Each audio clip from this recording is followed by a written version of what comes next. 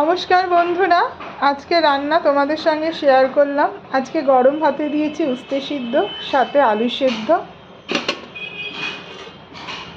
মুসুরির ডাল রাঁধুনি ফোড়ন দিয়ে, বিটের চাটনি। এটা খাওয়ার আগে ভাজবো। পুঁই শাকের পাতার বড়া, ডিম সিদ্ধ আর পাবদা মাছের পাতলা করে ঝোল, কালো জিরা ধনেপাতা দিয়ে। এই ছিল আজকে রান্না। তোমাদের কেমন লাগলো? চালের গুঁড়ো, মুসুরির ডালের গুঁড়ো, বেসন, লঙ্কার গুঁড়ো, নুন, অল্প একটু চিনি, এই দিয়ে ব্যাটারটা করতে হবে। অল্প একটু কালো জিরা দিয়ে দেবো। এই দিয়ে পুরো ব্যাটারটা করে তারপরে পুঁই শাকের পাতাগুলো এর মধ্যে ডুবিয়ে গরম তেলে ভাজবো।